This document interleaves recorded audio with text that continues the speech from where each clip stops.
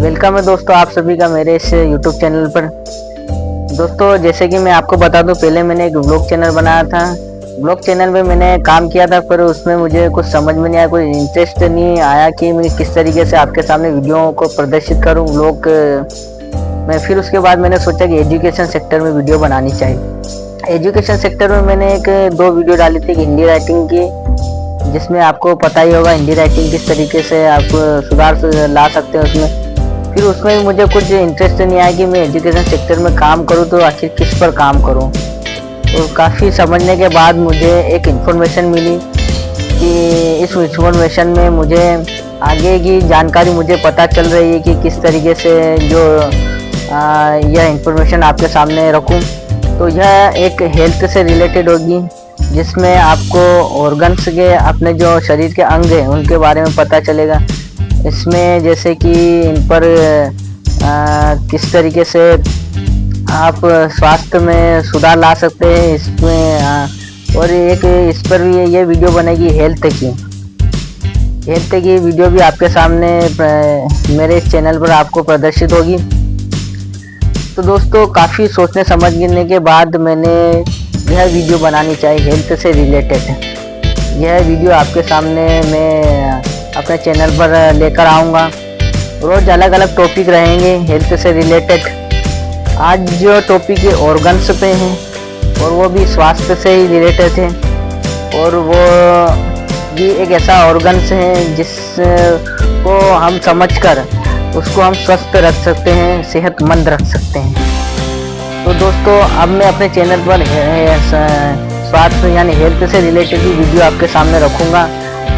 और आपको अगर ये वीडियो पसंद आए तो सपोर्ट करिएगा।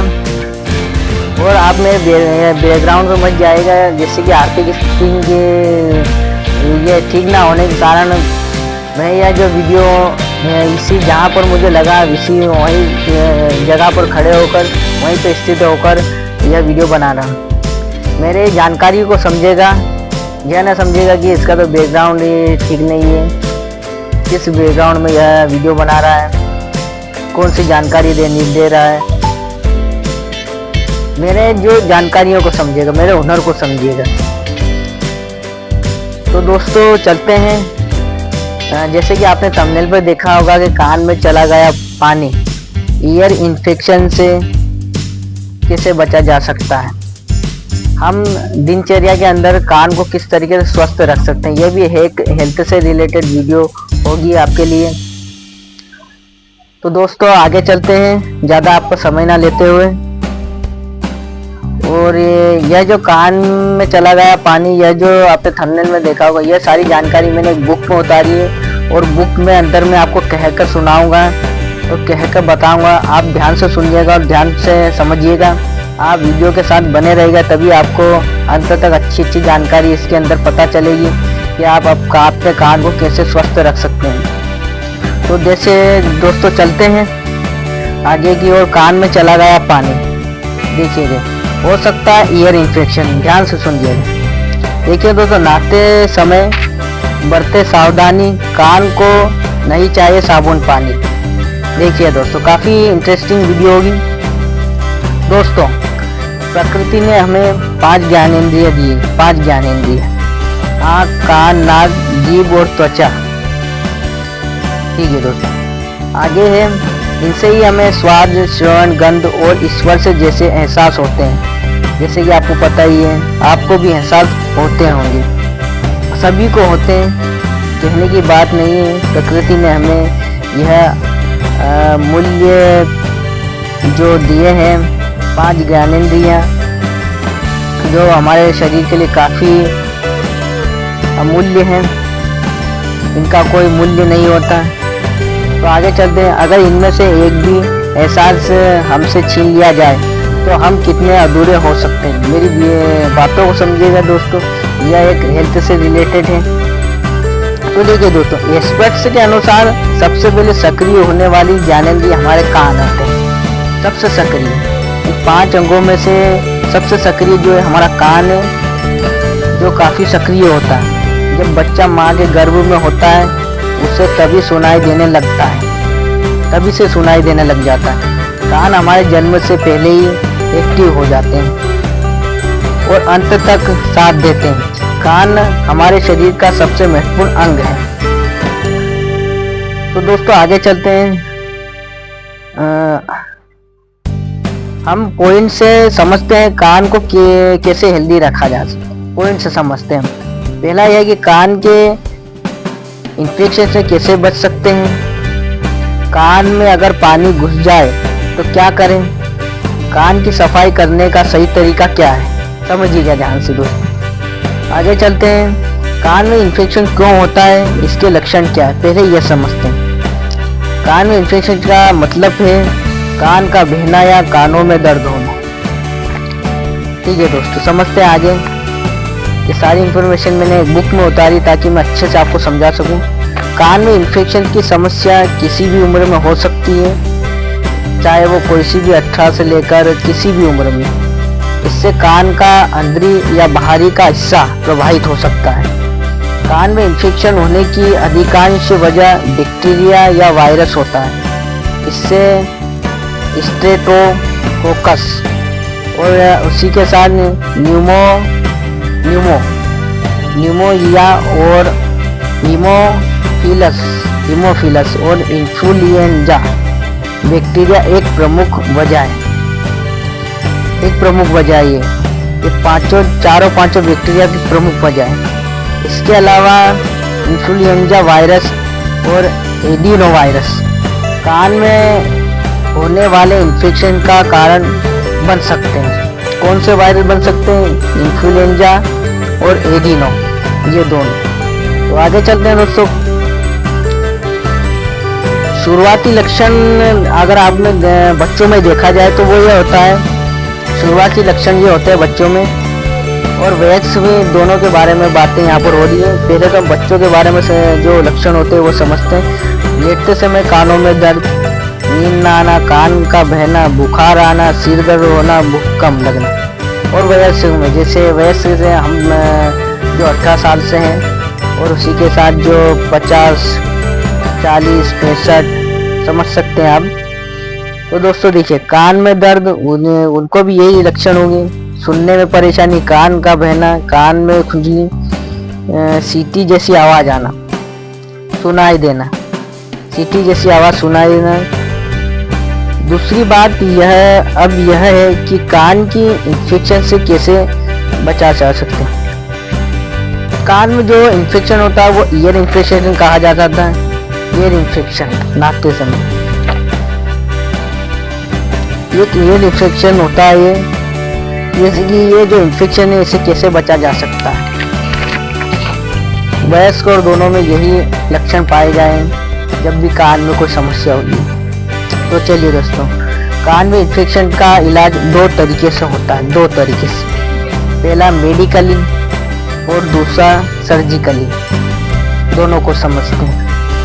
अगर आपका कान कभी अचानक बहता है और साथ में बुखार या कान में दर्द है तो इस इन्फेक्शन को दवाइयों के जरिए आसानी से ठीक किया जा सकता है। इसमें आखिरी में अच्छी सी बात है जो आपको काफ़ी पसंद आएगी। दूसरा, लेकिन अगर कान की बीमारी पुरानी है, जैसे बहुत समय से रुक कर कान का बह रहा है, जिसकी वजह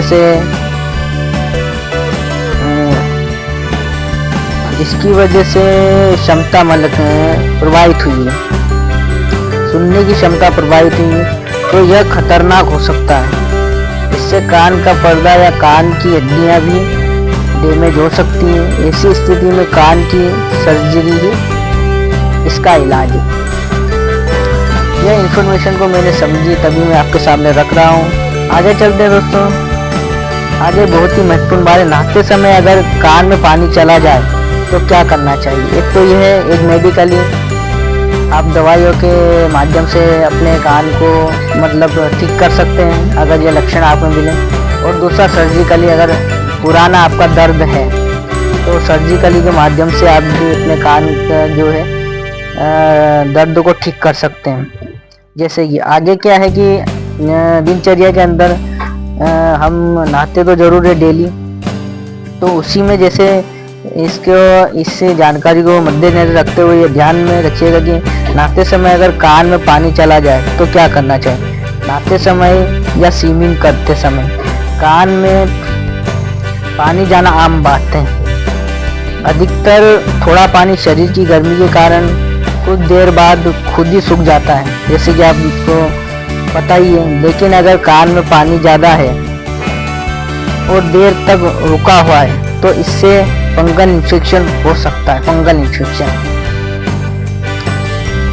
इन्फेक्शन में आपको डॉक्टर साहब के माध्यम से पता चल जाएगा कि किस तरीका का ये इन्फेक्शन होता है। मेरे पास तो ये थोड़ी सी जानकारी थी जो मैं आपके सामने रख रहा हूँ। वैसे तो मैं कोई पेशे से डॉक्टर नहीं, एक थोड़ी सी मुझे जानकारी इसके बारे में पता चला तो वही मैं आपके सामने रख रहा हूँ। और दूसरा ये है कि कान से पानी बाहर निकलने के लिए ये तरीका आजमाएं। तो ये फंगल इन्फेक्शन आप डॉक्टर के माध्यम से जान सकते हैं कि क्या हो। और ये दूसरी बात ये कि कान से पानी बाहर निकालने के लिए ये तरीका आजमाएं। जो मैं आपको तरीका आजमाता हूँ, कभी कान से पानी बाहर ना निकले तो आप इन तरीकों को आजमा सकते हैं। अगर आपको अच्छे लगे तो ज़रूर आजमाइएगा। पहला ये कान को एक तरफ झुकाकर हाथ से ईयर लोब कान के नीचे के हिस्से को बाहर की ओर खींचे। इससे कान की केनाल सीधी हो जाएगी और पानी बाहर निकल जाएगा। इस तरह से झुकाकर अंदर की जो केनाल होती, केनाल अंदर की, ये लोब केनाल में यहाँ पर लिखा है केनाल सीधी हो जाएगी अंदर। इस तरह से खींचेंगे और झुकाकर रखेंगे तो पानी जो है बाहर निकल जाएगा अगर पानी रुका हुआ और निकल नहीं रहा। दूसरा, कान के बाहरी हिस्से को सावधानी से मुलायम तौलिया या किसी कपड़े से साफ करें। ये मुलायम तौलिया या कपड़े से अगर पानी ना निकले। ध्यान रखिए कपड़े को कान के भीतर डालने की कोशिश ना करें। कपड़ा जो होता है जो मुलायम होता है उसको वो कान के भीतर डालने की कोशिश बिल्कुल भी ना। दूसरा, सिर को एक तरफ झुकाकर जबड़ा कुछ देर हिलाने से भी पानी बाहर निकल सकता है। इस तरह से झुकाकर आप भी इस तरीके से अपना जबड़ा हिला सकते हैं जिससे जो पानी है बाहर निकल जाए। दूसरा तरीका ये कि ना तरीकों को आराम ना मिले तो इन तरीकों से आराम ना मिले तो डॉक्टर से संपर्क करें। डॉक्टर के सजेशन से या ड्राई मैपिंग से कान का पानी बाहर निकाल देगा। डॉक्टर साहब के द्वारा एक सक्शन या ड्राई मापिंग से कान को बाहर वो पानी जो है बाहर निकाल देंगे डॉक्टर साहब। दूसरा तरीका है कान से पानी बाहर निकालने के लिए उंगली या नाखून ना डालें। ऐसा करने से कान की स्किन या पर्दे को नुकसान पहुंच सकता है। नाखून या उंगली बिल्कुल भी ना डालिए। और दूसरी बात यह है कि आखिर में सबसे ज़रूरी बात, नहाते वक्त कानों की सफाई करने के मकसद से कानों में कभी पानी ना डालें। नहाते वक्त आपने देखा होगा बचपन में कि जब हम नहाते समय थोड़ा सा पानी लेते हैं वो कैसे कान में डाल देते हैं। तो इस तरीके से ये गलती ना करें। अब और आगे भी कान को अपनी सफाई के लिए साबुन पानी की ज़रूरत नहीं होती, समझिएगा। जो कान होता है बहुत सक्रिय अंग होता है, इसे साबुन पानी की कोई सफाई करने के लिए साबुन पानी की कोई आवश्यकता नहीं होती। वह अपनी सेल्फ क्लीनिंग समय समय पर खुद ही करता रहता है। ये एक अच्छी और इंफॉर्मेटिव बात है। जो कान हमारा सक्रिय अंग होता है वो समय समय पर अपनी सेल्फ क्लीनिंग करता रहता है। अगर आपको पता नहीं हो तो यह आपको पता हो तो यह आपको पता चलने और काफ़ी अच्छा लगेगा कि हमारा जो कान है, जो हमारा सक्रिय अंग है, वो अपने आप ही क्लीनिंग हो जाता है। बिल्कुल समय समय की क्लीनिंग हो जाता है, सेल्फ क्लीनिंग रहता है। यह शरीर का सेल्फ क्लीनिंग ऑर्गन होता है। बिल्कुल सेल्फ क्लीनिंग ऑर्गन होता है ये शरीर का, जो अपने आप साफ हो जाता है अपने आप। आप ये गलती ना करिए कि नहाते समय थोड़ा पानी लिया और साबुन पानी और बिल्कुल डाल लिया, ऐसा ना करिए। कान की केनाल में ईयर इन्फेक्शन नाम का एक चिपचिपा पदार्थ होता है। इसे कान का मेल भी कहा जाता है।